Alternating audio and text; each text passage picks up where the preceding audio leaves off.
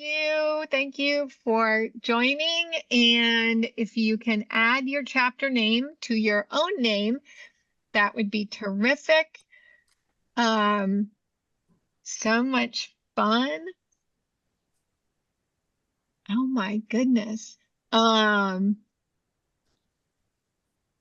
Yes, hold on. Is there a global impact Dropbox platform where chapters can share best practices documents? Yes.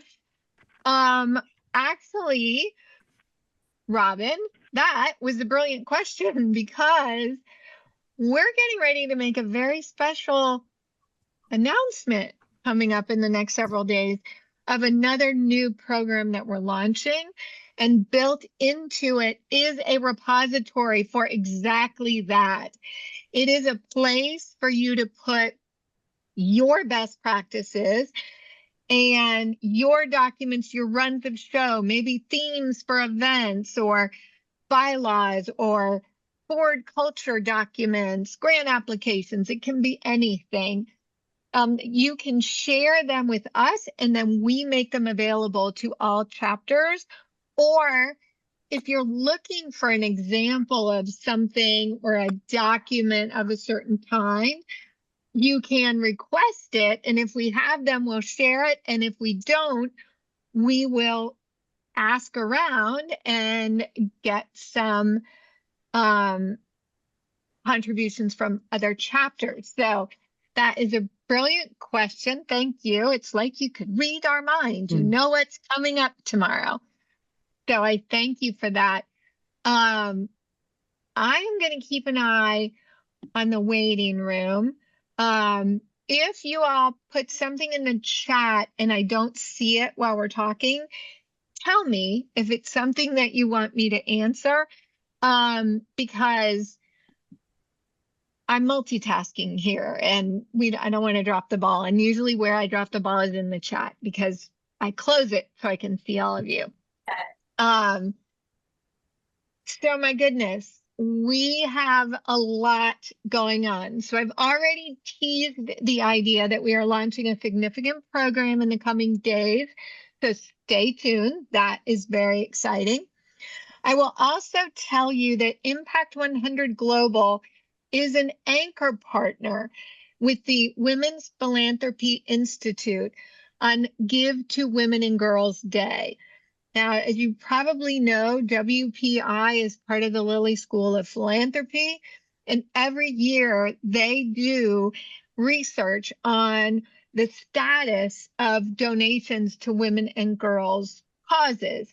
And although as individual chapters, most of you fund the entire community, I think we only have one chapter in England that focuses on only women and girls. Most cover the entire community, but at Global, since we serve you, all women and girls, we qualify as being one of those organizations. In any event, the research just came out.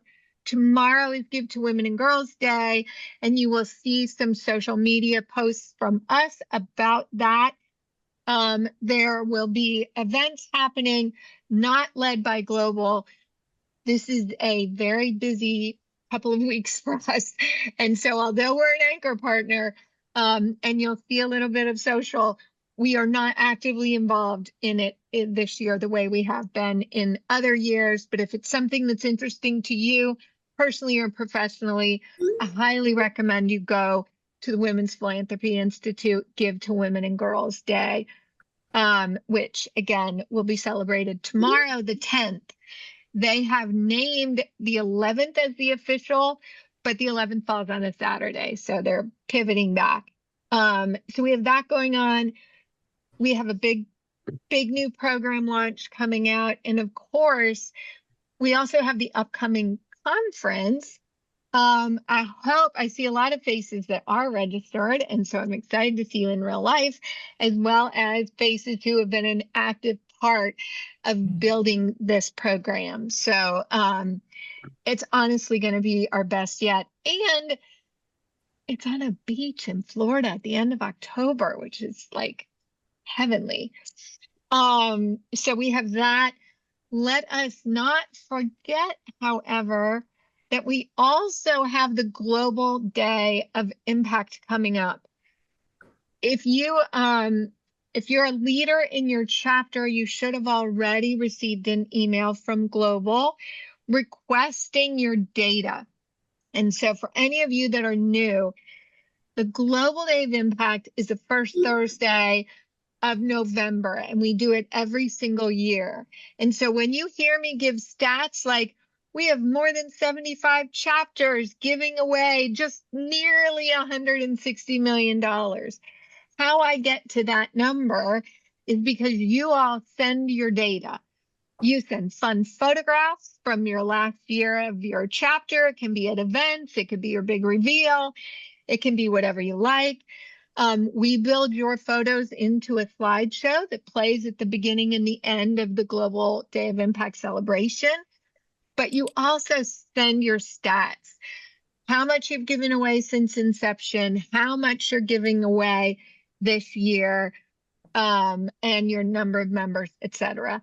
So please, please, please, because the Global Day of Impact happens right after the conference, we're asking early for this data. And all of you who serve on membership know that when your members wait till the last possible deadline to submit their checks so you can count them, please don't wait till the last possible day to give us your Global Day of Impact stats. We will be celebrating this Global Day of Impact with Impact 100 Southern Indiana as they break through $1 million in impact. So it's going to be fun. It's going to be celebratory. You are all invited. It is a live stream. There's Cindy. So we're going to have an amazing time. You'll be able to see it live streamed, and then it will live on our website. And if you are curious about what happens at a Global Day of Impact, you can go to our website and check out the highlights from past year's videos. Okay. You all really got creative with your questions this time. And I got to tell you, I'm thrilled. Like, I got questions that I get often or occasionally. I got a lot of questions that were brand spanking new. And so hats off. Okay, we're going to do this as a group answer the question. One of our questions says, I would love more tips on recruiting in an inaugural year. All right, I see a lot of women who were a part of their inaugural year launch. I see a lot of women who might be more well-seasoned in existing chapters, best ideas, but we're looking for membership recruiting. And so I will start us off, but I'm going to ask that each of you, if you've got any tips, tricks, guidance, secret sauce, I invite you to chime in.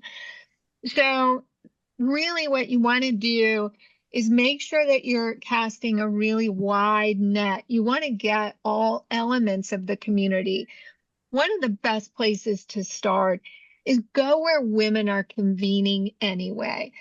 Get in front of junior league audiences. If there are affinity groups like the Women Lawyers of Milwaukee or the CPA Women in Sonoma, go to where they're all women business owners. Go to where they already are.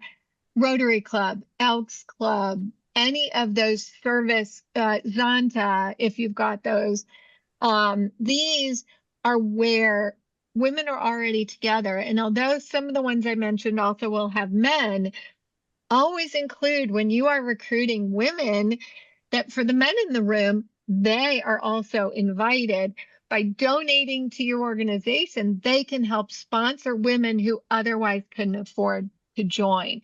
And so don't shy away from co-ed audiences. Your focus is women, but you really want to get in front of, you know, your chamber breakfast or luncheon, even if it's a blurb on the community calendar, membership event at this place. Curious about Impact 100, comes here. So share it out on as many community calendars as you possibly can. You also want to strategically identify people in your community who are influencers. And so they have an audience and they're not afraid to use it. They have a platform. And if they are a member of your chapter, ideally on the early side, let them share it with their people. Make it easy. They convene the people, you bring in the expertise and the name tags and the information. You also, the more visible you can be in the community. We often talk about media, and the lowest hanging fruit in local media are radio stations. So it doesn't matter if you like the station, if you don't like the station, if you listen to it or you don't listen to it. Your local talk radio, even your local hits or country or classics or, whatever kind of music, they always have to fill air. They have to fill the air 24 hours a day, 7 days a week, week after week after week. Radio is often one of the easiest things to do. From your standpoint, although it's always best to go into the studio, and if you possibly can, I highly encourage you to go into the studio. A couple of things that you get on the radio is you get those local ears that might not be any of the other places. You also get a sound bite. Oftentimes, the radio host will give you the raw or the cut version of your interview, and you can pull a couple of sound bites that you can use on social media or send out in a newsletter. So make sure that you ask for that. With all media, prepare, prepare, prepare. What you really need to do is sort of determine what are the 2 or 3 messages that you want to make sure the audience knows, and be ready to incorporate them when you're asked a question. Even if it's a question that's heading in that direction, but maybe not a direct ask to what your answer is. You're helping the radio host or the TV host or whomever, and you're getting your message out. Almost every media interview, whether it's radio, TV, newspaper, magazine, will always ask this final question: is there anything else you want our audience to know? That is where you've got to nail it. It is the last thing they'll hear. So prepare an answer that reads something like, I would love to have your listening audience to know that Impact 100 is open to all women, that you don't have to know anyone and you don't have to have any special skills. You just have to desire to make our community a better place, and that all nonprofits are welcome to apply. We are women funding community. You can name the 5 focus areas. And so we need both members and nonprofit applications. And for anyone who's feeling left out, we also need sponsors to help support our operating, as well as to scholarship women who otherwise couldn't afford to. So you want to make sure, no matter what your season is, if it's membership, you're leading with membership, but you're always talking about needing nonprofit applications. And if you're doing your grant time, then whenever you ask for nonprofits to apply and to learn more, you also want to remind them to spread the word in case there are people in their donor circle or their board who would benefit from being a member of your chapter. So you lead with wherever you are in your cycle, but always speak about both. Anyone else have tips for growing your membership directly for a startup, but it could also be for an existing chapter? Renee, did you raise your hand? Yeah, I did want to say, Thank you. We did all of this, all great ideas, but talk to everybody. I did, felt like I had told the story 75 times. Well, you need to tell it 75 more times. Everybody you know, everybody you've met, and your whole team needs to do that, because those ripples keep going out and more people learn about what Impact 100 is. Yeah, great point. Thanks, Renee. Anybody else have a little tidbit? Secret sauce? All right. Well, so I thank you. Now, we have a lot of questions outside of our normal little categories that I look at. And so what I will say, let's see. Oh, here's an interesting question that I've never gotten before. So bravo to you. Do chapters have policies for defining membership tenure? Do lapsed members count, and how many years before you start over? Okay, so never had this question before. Thank you. I love it when somebody comes up with something new and creative. Here's what I'll tell you. For many of our women, if you look statistically around the footprint, 50% of the women who join a local chapter have never given that amount to a charity before joining Impact. And what that means is that it may not be always an easy or comfortable budget thing. Now,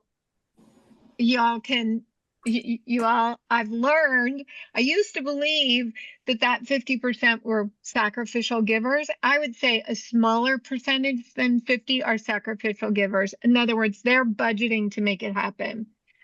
But if their first time at some level, they're making room for it in their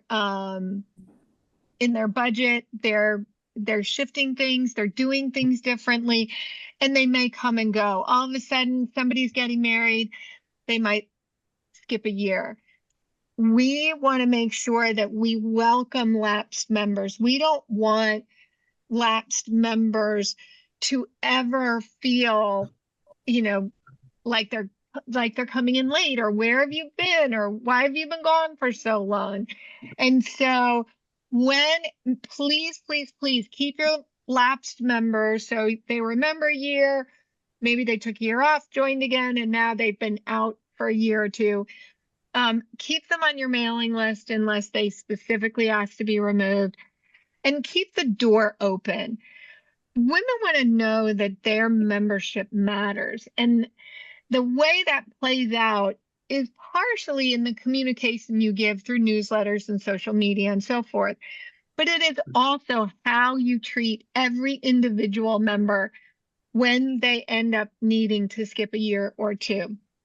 So instead of saying like member since 2001, which becomes complicated if they have lapsed members, I would say not to sweat it too much in terms of what your membership says. If they joined in your inaugural year, giving them a name tag that says inaugural member or founding member, I think is really sweet. And if they stay with you for the next 20 years, it'll always say that they were a founding member. If they, hi, Danny. I'm so happy to see you. I got the nicest note from you, but I know you want to talk, so please unmute yourself. Can you do, yeah. Down at the bottom of your screen to the right, you'll see a microphone with a line through it, and then you click that and there we are. I've done it here. I want to say, first of all, when somebody doesn't rejoin, it's none of our business why they skipped a year. So you don't ask them what happened to you last year. It could be, as you said, a wedding, a second child in college. It could be the death of a spouse. Whatever it is, it's none of our business. But secondly, I agree with you, but if a founding member doesn't come back for a year or two, they're still a founding member, right? And we're still Right. grateful for their initial, especially the first year, their initial belief in us and help. Mhm.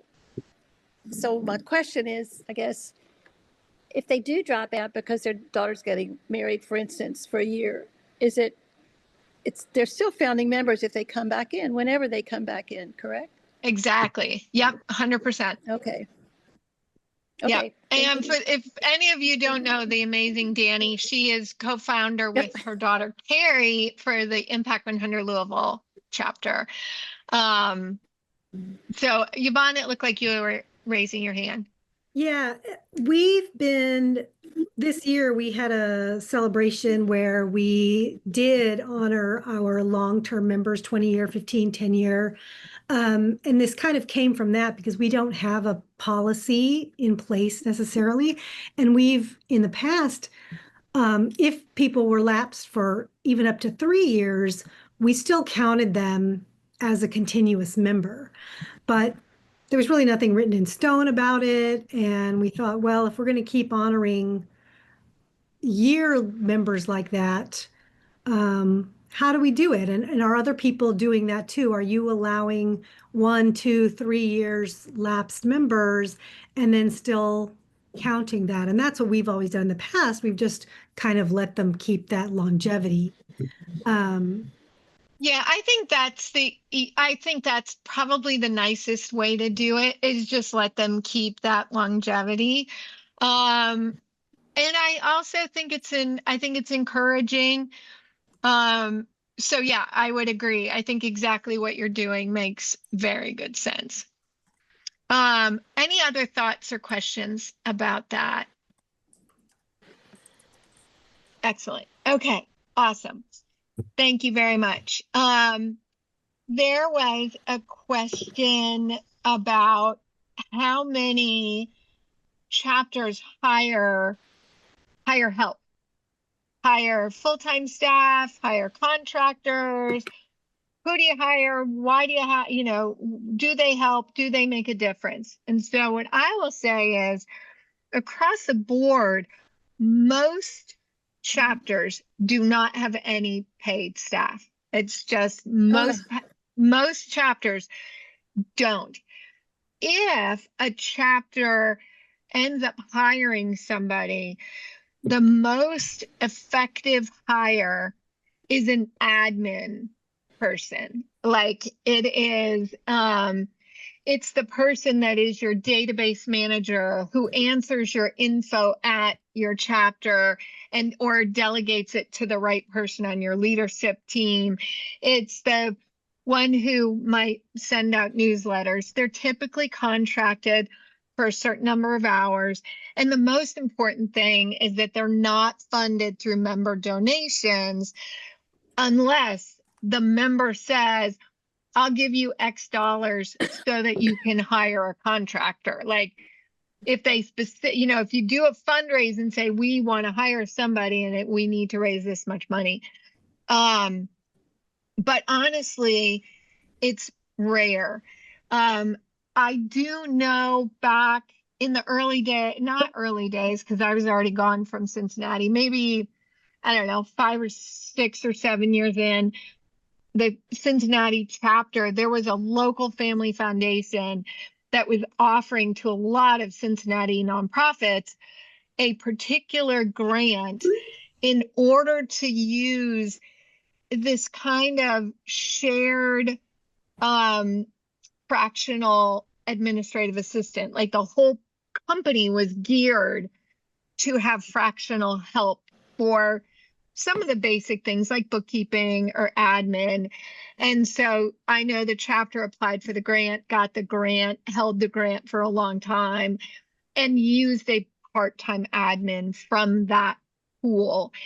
Certainly if you have a situation like that where you sort of feel like we should take advantage of it, very often, and I will tell you, I don't know if Cincinnati still has someone like that, but they may. I think but I can't answer that. I don't know whether they do. Southern Palm Beach County has that. they have an administrator. And I was there when it was rolled out and the person was officially hired and she's still with them. There was an individual donor who recognized the need. Southern Palm Beach County is usually kind of 900 members ish. I don't think they've broken through the 1,000 yet. So, and they decided that it would be very beneficial. Southern Palm Beach County and Northern Palm Beach County, which is Impact the Palm Beaches, they have a ton of events. They have so many more events. And if y'all have heard me once, you've heard me 100 times saying, don't do events for events' sake. It takes too much work and it's not mission aligned and, you know, all these things. Those two chapters do a lot of events. And what they tell me is simply our culture, like that's what our ladies expect. So I think using an admin for something like that also is a big help. So I would say it's very rare. I would do it contractually. I would not do it as a W-2. And I would be very mindful that whoever you hire, if they are someone who's answering emails or, you know, representing your organization, that she is trained. Oh, what are a ton of events? They do events. They'll do multiple events in a week in Southern Palm Beach County. I mean, when I say a lot of events, I mean, they do a lot of it. They do tennis on this day. They do a cooking class on this day. They do an event at Saks on that day. Like, it's like just, and it really works for them. So like, please don't hear this as, you know, they're crazy. It works for them and their members love it. I just wouldn't recommend the rest of us emulate that because it takes a very particular kind of culture. Any other questions, feedbacks, thoughts on hiring? Danny, go right ahead. I'm the worst. Our admin person is coming to the event next week or To the in 2 conference. weeks. Yeah. Yes, thank you. And the reason is because we have her on many levels, but mostly it was the doing of all the information. And she does now like the newsletter and answers the questions on the thing when they come in. My problem is we're also adding $100 this year for the first time. Yeah. And I'm not afraid to say we had so many members and we couldn't really, because we've had over 500 for the past 2 years.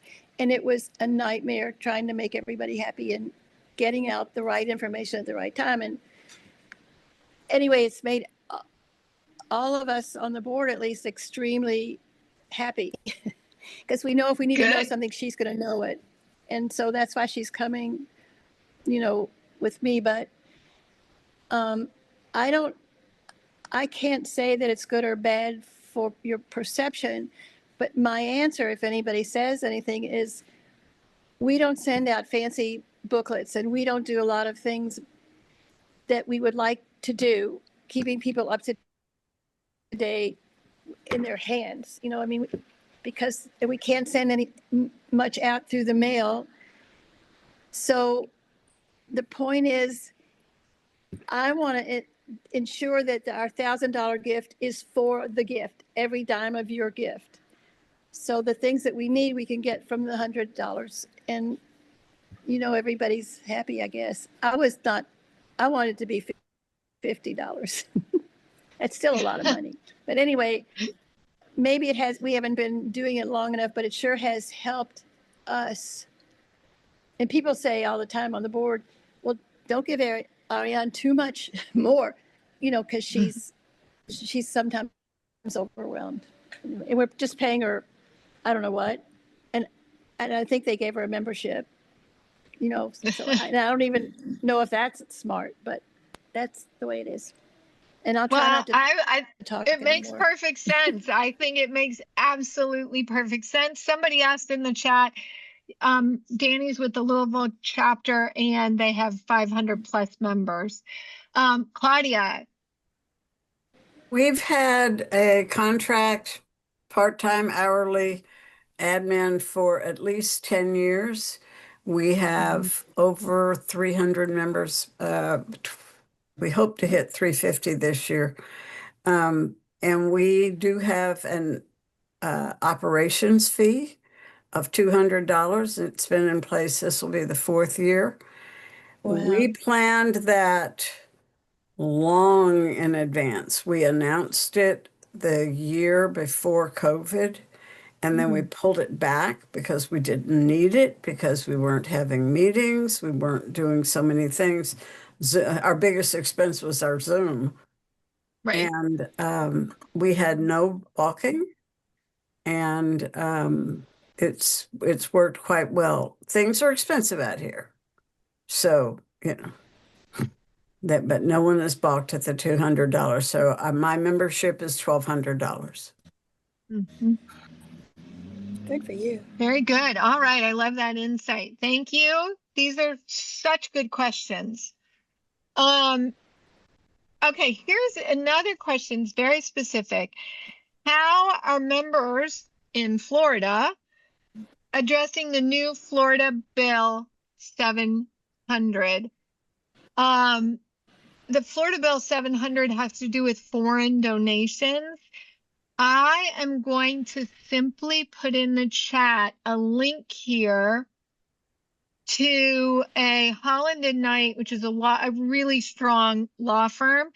And it's their guidance that if you're a nonprofit soliciting members or donations in Florida, that you now have to consider the source. And so if that affects you or anyone you know, feel free to click that link and share it out. You may have a different law firm. I am familiar with Holland and Knight and have high regard for them, but that doesn't mean you don't know a law firm that might give the same or different, better information. So I'm not a lawyer, but this gives you a really clear guidance if anybody's looking for that. Okay, we're going to shift a little bit. Now we're going to do chapters use rank voting when voting on projects to fund? Yes, chapters, the way the model is designed, until you give away 5 grants. Once you give away 5 grants, rank voting goes away. And I'll talk about that. But as long as you are giving away 4 grants and you have 5 finalists, you want them to rank vote. And I can tell you a chapter that I will not name didn't use rank voting this year, and they are wrestling with a tie, and they are asking people to re-vote. I mean, it's complicated. What rank voting does is it makes it statistically impossible to have a tie. The way rank voting works, because rank voting can mean a lot of different things to different people, is that when you have your 5 finalists listed on the ballot, that your members put a number 1 next to the one that they like the best, they think is the most deserving, that if they could only fund one, this one's their favorite. Then number 2 is their second favorite, all the way down to number 5. You want to tabulate those votes, and there was a question about voting systems. We see OPA Vote, we see Election Buddy, we see MailChimp, we see a bunch of different platforms for that. But you want to make sure that it's counting it the right way. We often use the language, members vote and the highest vote getter gets the grant. Well, it's actually the lowest number. It is the highest vote getter. So make sure that your system is calibrated to favor number 1s, 2s over 4s and 5s. That being said, if you end up with a tie, and typically it ends up in like the 3rd place, what you do is you count how many 1s each one in the tie got.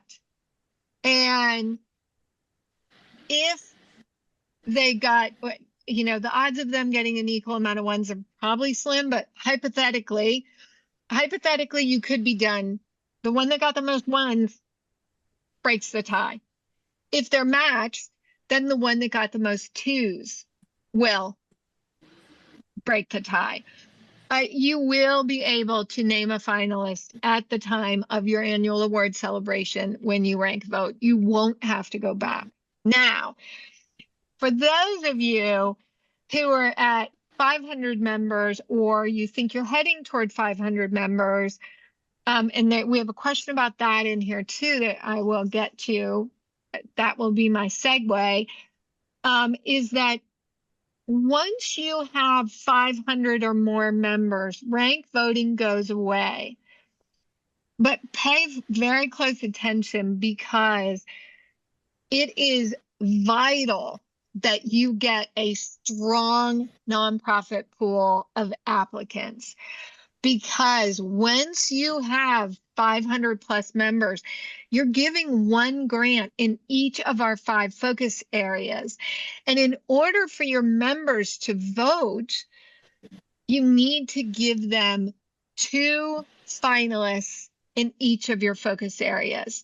And so at 500, between 500 and 599, you will have a total of 10 finalists, and your members will pick one in each category.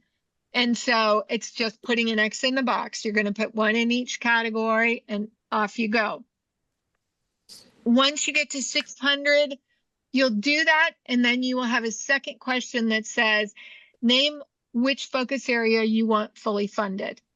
So likewise, once you get up to 700 or 800, then it's choose 1, 2, 3.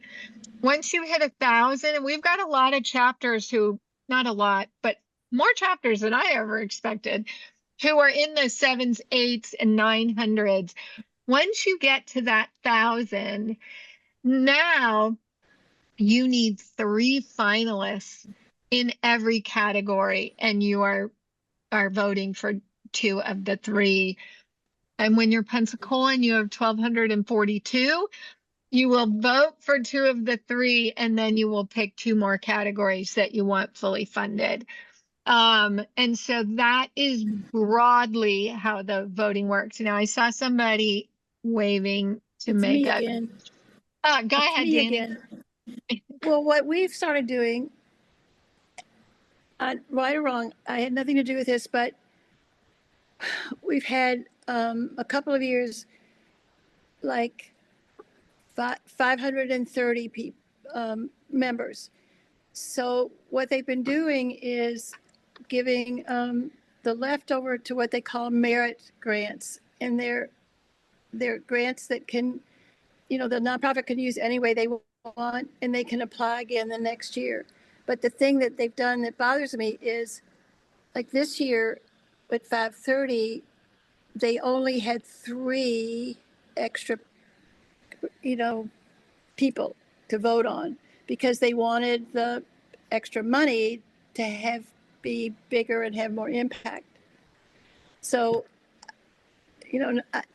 I have too many opinions, obviously, and I don't know that.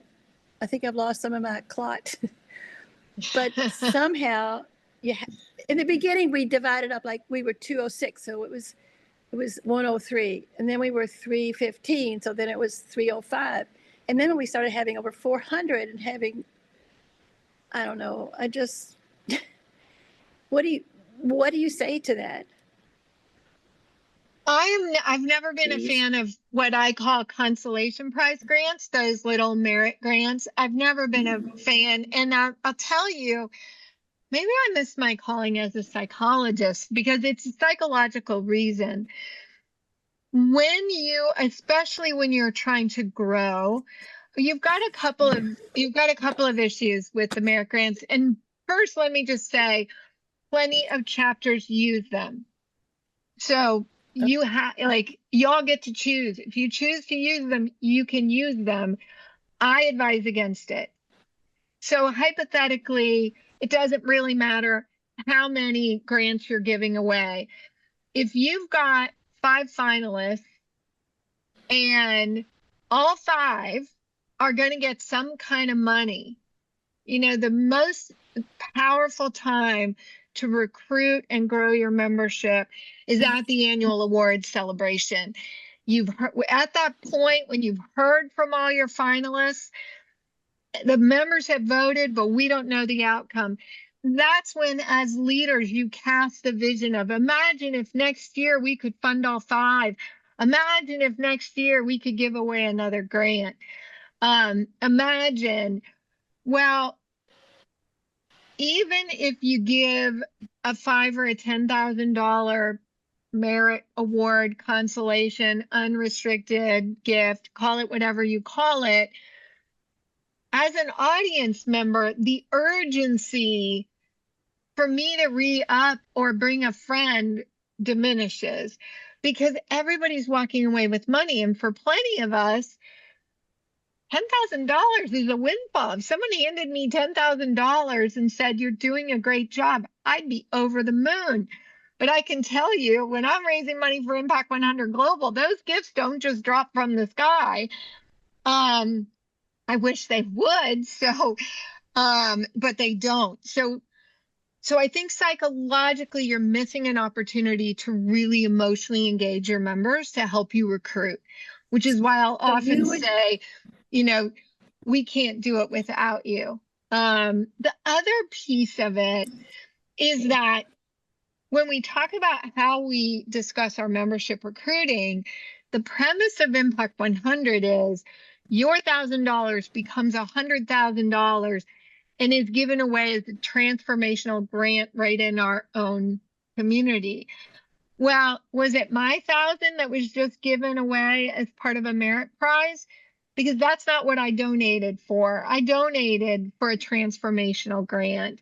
And so you also have a complicated messaging story when you give away these smaller grants.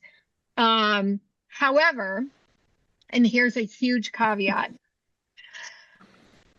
we are currently in an environment for nonprofits where they've lost their funding, and there was a question in here about that. You know, they've lost their funding has been frozen. Donors are not, oh, what a sweet cat.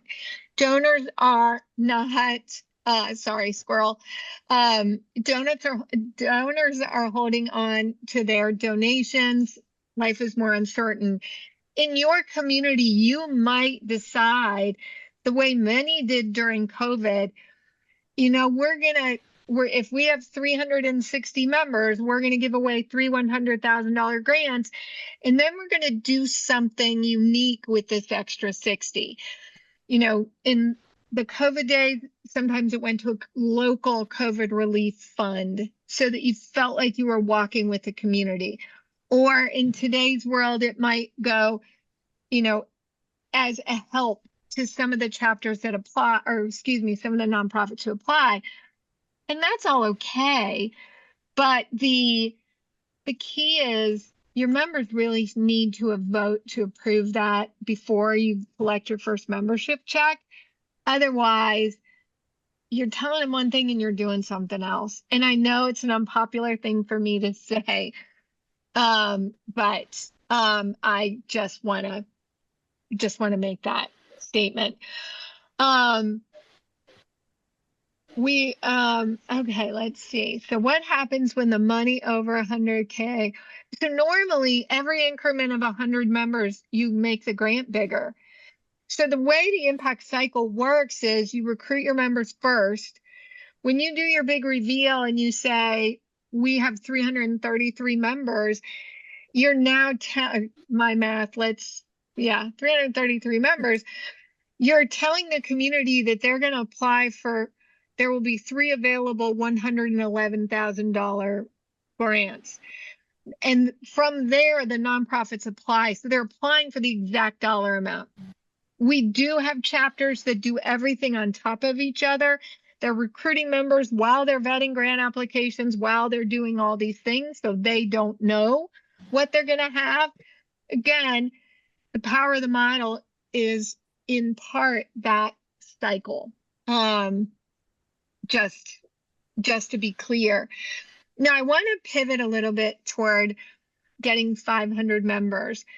As I said, nonprofit outreach is your number one most important thing to do. Full stop. It just is. That is what you want to make sure of, because if you get 500 members, 600, frankly, if you get 100 members, if you don't have strong nonprofit applicants and your members don't feel like they're making a difference, that they're changing lives with $100,000 plus grant, it's going to be hard to keep your members. You also don't ever want to have an oops grant, meaning you award it and something happens and it doesn't stick around. The organization doesn't stick around, the grant doesn't work. You've got all kinds of things to worry about there. And so I would say, make sure that you're recruiting strong nonprofits. Make sure your eligibility requirements are out there. Now, I've already established I'm not a lawyer. I'm also not a CPA. Once you reach the threshold of 500, I believe you can have a waiver for the first year you hit that number, and you don't have to fully adopt. At least that is what has happened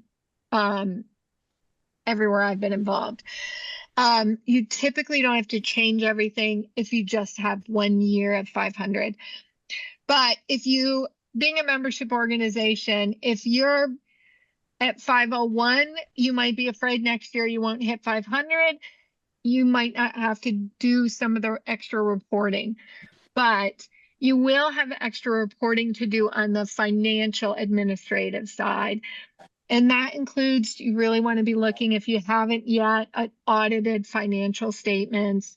You invite an auditor in, that person will review your books, and it's the same requirement that we ask of all of our nonprofit applicants. And so in part, when you reach that number, some chapters audit their books way before they have to, just to kind of tell the community transparently that the numbers are sound and that the organization is transparent. Lucille, I see your hand up. I'm sorry, I missed it. That's okay. Thank you. I actually find this very interesting because it was to my understanding that the membership dues just go to the impactful gift. Because Yes. we are brand new. We only hope to get to 100, no less 500. So congratulations to all of you that are able to do that. You can send some of your members our way. But I have been discussing this with our board because my goal is to also make an impact in our community at, putting food in the pantries. But I have always made it clear that that money cannot come from membership dues, but if we raise money from donations, that would be okay. Obviously, it's our first year. We're really, really focusing on membership. But it's interesting that this has come up because I didn't realize that other impacts were able to spend that money, membership money, for other things other than that impactful gift. Well, the model is clear. And so what I would say for you is stay true to the model. That is the way it is designed. However, some chapters choose to do it other ways. And that's, I don't know, that's the best I can say. Anything else weighing in? Oh, you brought up audits. Do you have an opinion on full audit every year versus alternating an audit? I would say I'm really not the right person. So to be clear, I'm not the right person to answer this, but I know that we are doing our first audit this year, and we will be doing it every year. And I kind of think once you get your first audit done, I would say that you're going to be in good shape from there. You know, it's easier the next year and the next year and the next year, because you're not going to see drastic changes in systems, you know, and numbers and all the rest of it. But that's a board decision. Okay. We have other questions. Oh, this was another really good one. Have you done analysis on members that don't re-engage, what the reason is, number of years as a member, etc.? Yes, here's what we know is that if members are engaged with the mission of your organization, they are far more likely to stay connected. You know, part of the Impact 100 model is we allow our members to design their own experience. There are some chapters who that becomes their selling point. All you have to do is write a check and then vote at the end. And suddenly they have trouble finding volunteers because they've been telling them they don't have to do anything, but we want them to do something. So although designing their own experience is an important facet, and many of our members are only members because they can't show up regularly and do all the things. However, what we learned in a research study that we did a few years ago that we call Return on Impact, it's the one that we've got in our coffee table book that outlines a lot of the results of that. But what we learned is that for a member to go from feeling disengaged with your chapter to engaged, it only takes 1 or 2 mission touch points. Now, please remember the most important word in that sentence is mission. Going to a party or going to a wine tasting that doesn't connect the dots between the member donations and an outcome in the community that's positive, that's not a sticky kind of engagement. I've often said, if your members only come to one thing, let them come to your annual meeting. So making your annual award celebration, your annual meeting as accessible as possible. When you recruit a member, your very first member, have your date for your annual award celebration and location, so that from the beginning, send them a calendar. If you don't have it when they signed, when you name it, send them all a calendar invitation as a save the date. Our annual award celebration is going to be at 5 p.m. on Thursday, you know, September 22nd. So you want them to go to that. The other event is your big reveal. Although, especially for those of you who are coming to the conference, we have a brand new chapter in Northern Michigan. It's Impact 100 Little Traverse Bay. I don't think we have anybody on the call from that chapter, but they have reinvented Meet the Finalist. Of our big 3 signature events, Meet the Finalist has always been kind of the little one. Mm-hmm. And there are plenty of chapters that say, oh, we don't do the Meet the Finalist event. We just do it in an email. I got to tell you, Little Traverse Bay hit it out of the park. I think they had 280 people attending their Meet the Finalist event. The media covered it. It was incredible. And it greatly informed the annual meeting. So, and you'll be hearing about that at the conference, but we'll also be incorporating it into our website and training and resources down the road. So there are lots of ways that you can get people connected. I think if you can get your members connected to a mission moment, maybe it's an ambassador program, but the bottom line is people leave for a million reasons. People leave because they didn't think it mattered. Oh, you've gotten so big, my membership doesn't matter. People leave because they get distracted. People leave because they don't feel connected. People leave because their life circumstances changed, or the buddy that used to be on the board has rolled off. And so recruiting and retention is everybody's job all the time. And that is the best thing you can do. But you can engage the daylights out of your members. You can give them mission moments. You can personally connect with them. You can provide all these touch points. And you still may have women who lapse or leave entirely. We love them. We want them to come back. But they're going to do that. It's their own, they've got their own reasons for leaving. They've got their own reasons that may well be nothing your chapter, your communications, your outreach could have changed. So take it with a grain of salt. If they will have a chat with whoever it is that brought them in to give feedback, listen with a very open heart. Sometimes, we often say that our communication is all about managing perceptions, and our policies are about managing perceptions. And so, it's sometimes perceptions might be not reality. And the example that I'll give you is that, whenever I've been on the board of a chapter, I don't ever sign up for a focus area committee, because people see, oh, Wendy Steele is a member. Oh, Wendy Steele is on the education committee or the family or the arts and culture.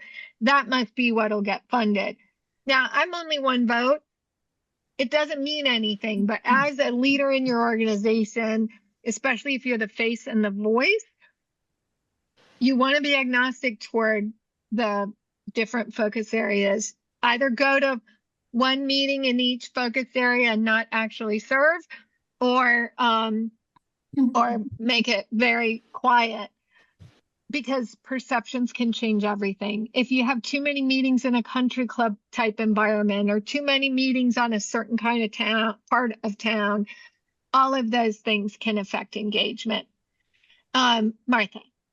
Hi, Wendy. Nice to see you, by the way. Nice to see you. So I'm in Annapolis, everybody. So we're doing something. We just had our annual meeting. It was exciting, and with our winner and all that. We're doing something really cool, I think, that's going to be nice in a couple weeks. It's actually called Making an Impact. It's a nonprofit meet and greet. And so we're not just inviting winners, we're inviting all of our nonprofit applicants we've had over the years to come together, because one of our applicants who did not win had said, well, I'd love to get to know the nonprofits more as we're newer to this space. So we're bringing them all together, right? And so there's going to be energy there, which will strengthen the applicant pool generally, right? So great for nonprofits. We're showing that we're making an impact beyond the money we have. We just because we just had the annual meeting doesn't mean it's over for a few months. We're going to keep it going, right? So that's kind of cool. And I think it might be a great example, if no one else has done it, or maybe you've all done it and we're the last ones, is a nice opportunity for that moment of connection. And again, keeping the fire burning, if you will, with our members and gathering new ones. So we're going to try it. It should be really cool. And we actually, a couple of our applicants, the treasurers, and both were gentlemen. Their wives are joining because they loved when they went through the process. They thought, wow, this is really cool. And so they'll be there as well. So just an idea. Great idea. Thank you. Annapolis is a beautiful place to visit, and y'all might be seeing an opportunity for that coming up in a couple years. So bear that in mind. We are past our time together, so I'm sorry. Time flies when I'm with y'all. I believe we hit most of the high notes, certainly of your questions, which were brilliant. I appreciate that. We will be back again next month, but in between that, we have a conference and the Global Day of Impact. So I thank you for all you do for your communities, for Impact 100. and for Global. It means the world, and I can't wait to see you again very, very soon. So thank you. Thank you. Take good care, and I look forward to reconnecting. Thank you. Good to see you. Can't wait to see you in person. Bye.